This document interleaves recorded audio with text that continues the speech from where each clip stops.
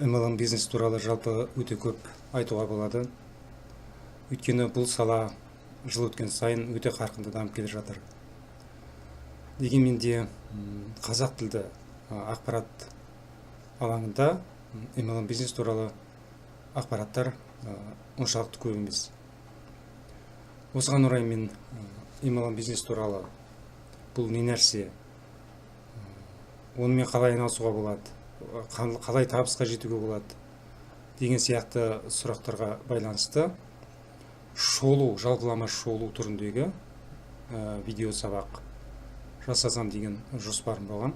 Және алдағы уақытта осы MLM бизнес туралы жеке салалары бойынша сериалдық бір видео сабақтар қазақ тіліндегі жүргізсем деген жоспарым бар.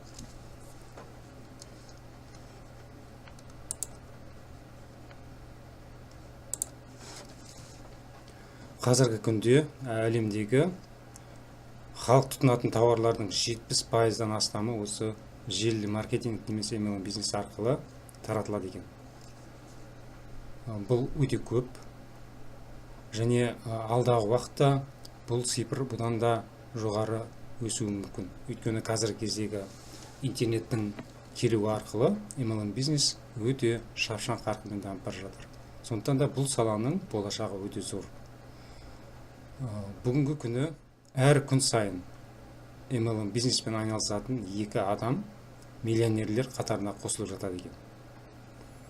Америкадағы соңғы кездерде миллиардер болған, байлыққа жеткен адамдардың жартысынан көбі осы желілі маркетинг саласының өкілдері екен. Осыған қарап, бұл саланың қаншалықты шапшаң қарқынмен дамып бара жатқанын түсінуге болады. Сонымен бірге қазіргі кезде интернеттің пайда болуына орай MLM компаниялар әлемнің барлық елдеріне кең таралып жатыр.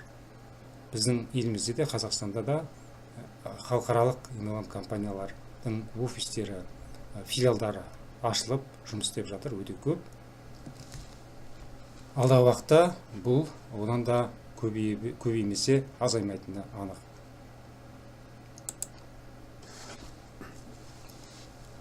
Енді MLM бизнеспен айналысудың артықшылықтары қандай деген мәселе келетін болсақ, ең алдымен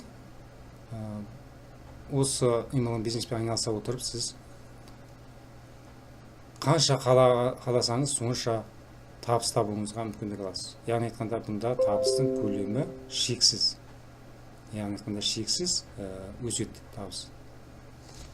Мысалы, сіз жалданып жұмыс істейтін болсаңыз, онда сізге жалақыны шектеулі бір белгілі шекпен береді.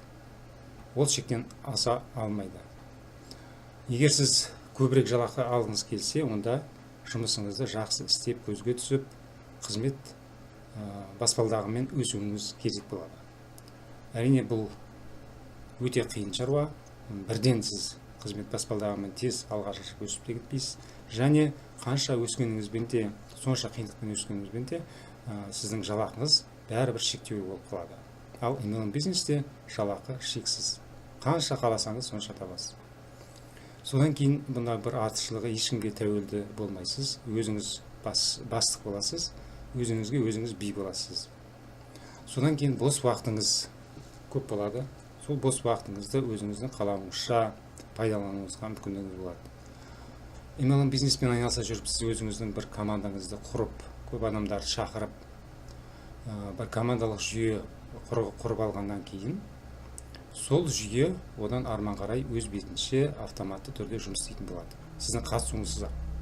Яғни айтқанда, сіздің бар жұмысыңыз есеп шотыңызға түскен ақшаны санап, басқа есеп шотқа аударып пайдаланып отыру ғана болады. Яғни айтқанда, бұл кеңес замандағы қалыптасқан, алдымен сен беделге жұмыс істейсің, бедел содан кейін саған жұмыс істейді деген қағидаға сай сияқты. Содан кейін жұмыссыз қалам деп ешқашан да қорықпайсыз. Өйткені MLM компаниялары өте көп қазір ашылып жатқан. Кез келген компанияға кіріп кетуіңізге мүмкіндік бар. Және бір MLM компаниямен жұмыс істеп нәтижеге жеткеннен кейін сіз көп тәжірибе жинап, сол саланың мықты, білікті, кәсіби маманына айналасыз. Содан кейін сіз кез келген компанияға кіріп, бәрін нөлден бастап, жаңадан бастап, тез жетістікке жетуіңізге мүмкіндігіңіз бар. Өйткені сізде тәжірибе, білім бар. Сол саланың мықты мамансыз. Содан кейін MLM бизнеспен айналысқан кезде сіз өзіңізді ешқашанда жалғыз сезінбейсіз. Өйткені бәрі үшін деген ұстаным бұнда өте берік сақталған. Яғни айтқанда сіздің қай уақытта да сіздің соңыңызда, артыңызда команда тұрады, сізге көмектеседі, қол ұшын береді, адам бір-біріне көмектесіп, жәрдемдесіп отырады. Бұның бір артықшылығы да осында. Енді MLM бизнеспен айналысу арқылы табысқа жетудің жолдары қандай деген мәселеге келетін болсақ, ең алдымен осы саланың білікті мамандарының, сарапшыларының айтуына қарағанда 3 түрлі негізгі тәсілі бар, шарты бар. Біріншісі, MLM индустрияға деген сенім болу керек. Яғни айтқанда, жоғарыда айтып кеттік, біз халық тұтынатын тауарлардың 70%-дан астамы желілі маркетинг арқылы сатылып жатыр екен деп. Алдағы уақытта бұл өсе түседі. Яғни айтқанда, бұл сала ешқашанда өлмейді, дами береді. Бұл сала кеңіп күшейе береді. Сондықтан да бұл саланың болашағы зор. Осыған сіз нық сенуіңіз керек болады. Екінші, сіз өзіңіз жұмыс істейтін MLM компанияға деген сеніміңіз болу керек. Нық сеніміңіз болу керек. Ондай сенім болу үшін сіз сол компанияның өнімін өзіңіз пайдалануыңыз керек. Оның жаңағы адамдарға пайда келетін, игілік әкелетіндігіне көзіңізді жеткізуіңіз керек болады. Және сол салада, сол компанияда жұмыс істеп жүрген басқа адамдармен араласа жүріп, сіз өзіңіздің жұмыс істейтін компанияңыздың болашағына, келешегіне деген сеніміңіз артады. Бұл да қажетті шарттардың бірі, табысқа жетудің. Үшінші шарт өзіңізге деген сенім. Яғни айтқанда, сіз осы компанияда жұмыс істей жүріп, сол жетістікке жеткен адамдардың деңгейіне көтеріле алатыныңызға деген өзіңіздің нық сеніміңіз болу керек. Егер күдігіңіз болса, күмәніңіз болса, егер менің қолым сау, бұл іспен мен айналысып нәтижеге жете алмайтын шығармын деген сияқты күдіктеріңіз болса, онда сіз нәтижеге жете алмайсыз. Нық сенім болу керек, нық сенімменен жұмыс істеу керек болады. Дегенмен MLM бизнесте нақты табысқа жетудің шарттары осы үшеуімен шектеліп қалмайды. Оған қосымша тағы да мынадай мәселелер бар. Ең алдымен сіз бұл компанияға кіргеннен кейін міндетті түрде белгілі бір мөлшерде ақша салуыңыз қажет болады. Тегін кіріп, ешқандай ақша салмай, бірден жұмыс істеп, бірден нәтижеге жетіп кетем деп ойлау ол қателік болады. Өйткені сіз көптеген компаниялар өздерінің өнімдерін өзінің тұтынушыларына, өзінің сол компанияда жұмыс істейтін адамдарға белгілі мөлшерде ай сайын сатып алып отыруды, тұтынып отыруды міндеттейді. Өйткені сол компанияның өнімін пайдалана отырып, олар оның сапалылығын, адамдарға қажеттігін өзі басынан өткеріп сезінетін болады. Сенімі артады. Сол үшін осылай жасап отырады. Немесе басқа қызметтерді пайдалануға байланысты әйтеуір белгілі бір мөлшерде ақша салуыңыз қажет болады.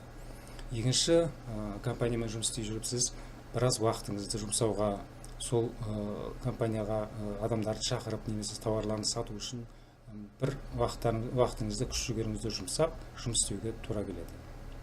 Үшіншіден, сіз осы компанияда жұмыс істей жүріп, оны жаңағы өнімдерін сатуға, қызметтерін сатуға, таратуға қажетті білім мен тәжірибені жинақтауыңыз қажет болады. Өйткені онсыз сіз жаңа алға жылжи алмайсыз. Өйткені қазіргі кезде бәрі интернеттің дамуына байланысты жаңағы оның тауарларын немесе қызметін интернет арқылы таратуыңыз керек болады. Оған белгілі дәрежеде білім мен тәжірибе қажет болады. Содан кейін төртінші бір қажеттілік, қиындықтармен, кездескен қиындықтармен жаңағы кедергілерді жеңіп, жаңағы алға жылжитын күш жігер мен табандылық керек болады. Өйткені кез келген істе, мысалы, бірден жолыңыз болып сәттілікке жете қоюыңыз екіталай. түрлі кедергілер, қиындықтар болуы мүмкін. Сондай кездерде сіз үмітіңізден үзіп, сеніміңізден айырылып, бұл менің қолым емес екен деп тастап кетпей, сол қиындықтарды жеңе біліп, алға жылжитын болсаңыз, тамадылық танытсаңыз, сонда сіз нәтижеге жететін боласыз. Міне осындай шарттарды орындайтын болсаңыз, жаңағы осы бағытта өзіңізді өзіңіз дамытуға күш салып жұмыс істейтін болсаңыз, MLM бизнес саласында сіз жетістікке жететініңіз айдан анық, даусыз нәрсе. Өйткені бұл салада жетістікке жетіп жатқан адамдардың тәжірибесі осыны көрсетеді. Жоғарыда айтып кеткенімдей, күн сайын 2 адам, осы саланың 2 адамы миллионерлер қатарына кіріп жатса, сіздің де соған сондай биікке жетуге мүмкіндігіңіз бар деген сөз. Жалпы MLM бизнес туралы толымды ақпарат алғыңыз келсе, осы видеоның астында сілтеме арқылы кіріп сайттан алуыңызға болады.